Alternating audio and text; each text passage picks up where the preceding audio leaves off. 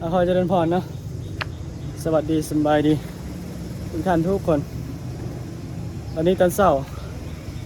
Good morning ตอนเช้าที่หลวงพระบางที่ในเมืองหลวงพระบางเนาะเดี๋ยวสิพาทุกคนเดินไปเบิ่งพวกเก่าเนาะที่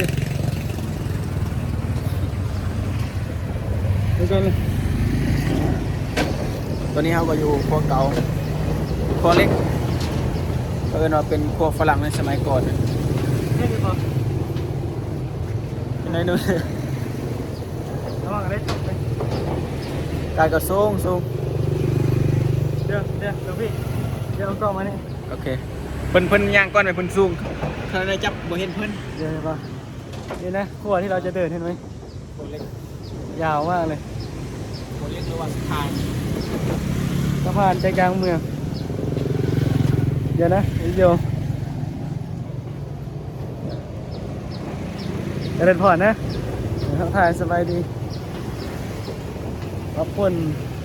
ทุกท่านเนาะที่ก็ติดตาม YouTube ของพี่ตอนนี้ถึง167 Subscribe แล้วขอบคุณมากๆขอบใจมากๆที่ก็ติดตาม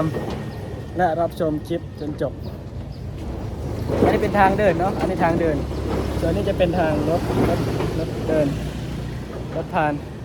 อันนี้สำหรับคนเดินนะคนเดินเวลาบิณฑบาตก็เป็นทางนี้บิณฑบาตก็เป็นทางนี้ตอนนี้เรามาเจอฝรั่งเลอสบายดี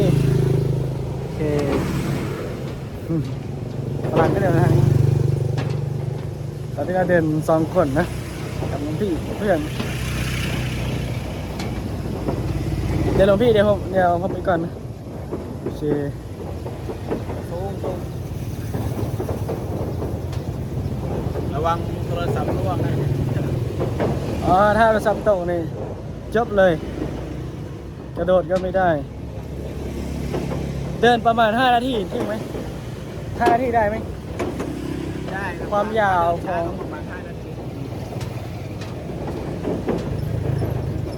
ประมาณ5 นาทีได้นะสะพานมันยาวเกินน่าจะเป็นนะถ้าตกนี่จบเลยประมาณจับไหมถ้าโทรศัพท์ตกเลยจบเลยนะมือสั่นเลยนะรับตรงนี้คือจับอันนี้จะเป็นบ้านนะหมู่บ้านอันนี้จะเป็นหมู่บ้านเห็นไหมเพราะว่าแม่น้ำมันจะอยู่ใจกลางเมืองเลยอันนี้เราอยู่กลางแม่น้ำนะโน่นนะมองสุดสายตานู้นจะเป็นวัดป่าพนเขามีวัดมีบ้านไม่เห็นนะตอนนี้มันไม่เห็นนะฝุ่นเยอะนี่เป็น EP 2นะต่อจากที่ไปถ่ายตอนนี้เราอยู่ข้างบนสะพานนะใช่ไหมเพราะว่าไอ้เมื่อกี้นี่เราลงไปถ่ายที่บนสะพานนะแต่ว่าตอนนี้ขึ้นมาข้างบนนะเดี๋ยวอยู่ถึงสะพานเข้ามาอยู่ถึงสะพานส่วนตัวในเมืองโลฮาบามันส่วนมากจะเป็นประมาณนี้มีเขาเรียกยังไงมันจะเป็นธรรมชาติมีแต่ต้นไม้ต้นผลไม้ต้นมะพร้าวต้นในฝั่งนู้นก็มีฝั่งนี้ก็มีเป็นเพื่อนมันมีเพชรพยานความสูงดิบ่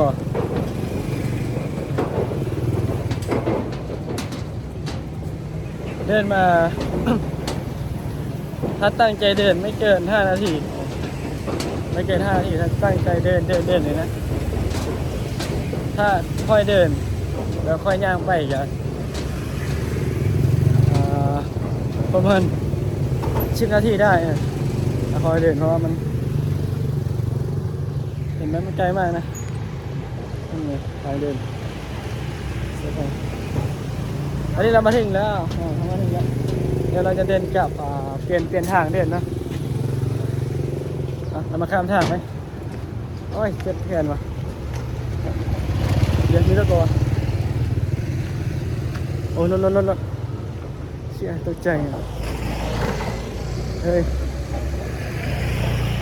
มาถึงสะพานแล้วไปครับหาวิธีข้ามทางก่อนทำยากอยู่ดิ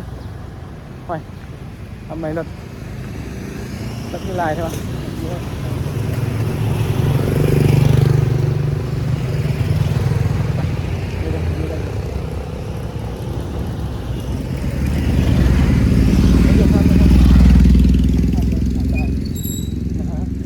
โอเค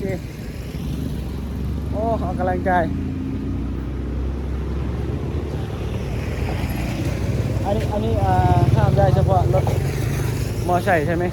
ใช่ทำได้เฉพาะรถมอเตอร์ไซค์ รถมอไซค์ รถใหญ่ รถใหญ่ไม่ได้ อันนี้เป็นทางเดินทางกลับสำหรับทางเดินนะนี่เห็นไหมโอ้เฮ้ยไปก่อนเลย การดี ประมาณนี้นะ ไม่ได้ทำรัง เห็นไหมโอ้ก้อนโอเคได้ไปเลยแล้วพี่อันหน้ามาด้วยเหนื่อยไหม ไม่ง่ายเท่าไหร่ครับ โอ้ ดูต้นไม้ว่าสูงเท่าไหร่เป็นมากสะพานสูงมาก สะพานสูงอยู่ด้วยเนาะคือว่าสูงอะเวลาเดินจะถ้าบุมีสติเนี่ยโอ้ตกเลยโทรศัพท์ตกเนี่ยจะจบเลยเนาะตอนนี้ก็เดินกลับนะเวลา3 โมงเช้านะตอนนี้เนี่ย9 โมงต้นไม้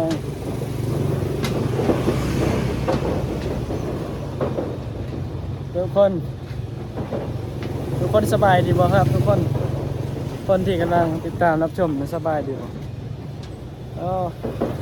ตอนนี้อากาศร้อนเห็นไหมความสูงแบบสูงอยู่ดิจะเป็นหัวเวลาเบิ่งไป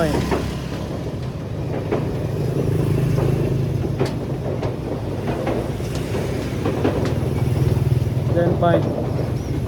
เดินกลับประมาณไปถึง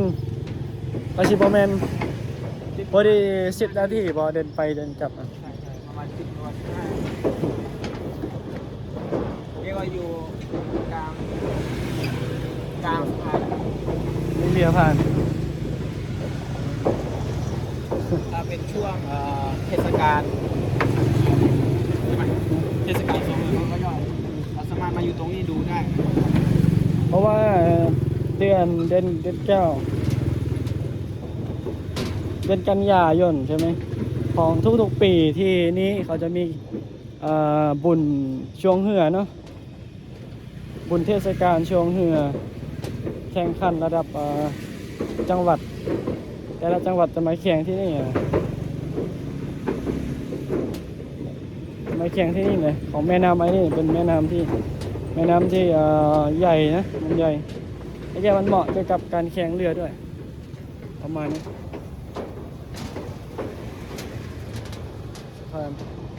โอ้แกโทรศัพท์ตกไหม ถ้าตกเนี่ยจะโอ้โหเรามาถึงกลางสะพานแล้วมาเดินเท่าไหร่กลางแล้วเดี๋ยวก็ถึงแล้วตื่นเต้นอยู่นะแอบตื่นเต้นอยู่อาจารย์เนี่ยสูงโอ้สูงขนาดพี่เหนื่อยไหม ได้นิดหน่อยครับ อ๋อร้อนมากเลย ว่าตอนนี้รู้สึกแสบตาว่าเยอะ มันไม่ค่อยมีแดดเท่าไหร่แต่มันร้อนแบบมันมีขี้ฝุ่นPM 2.5 เหมือนกันนะที่นี่โยมไม่รู้ที่เมืองไทยตอนนี้น่าจะมีนะบางจังหวัดภาคเหนือเชียงรายเชียงใหม่ตอนนี้นะคล้ายๆกันเลยที่หลวงพระบาง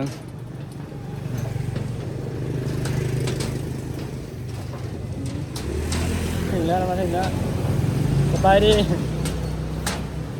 เราจะเอาฝรั่งไปนะเดินตาม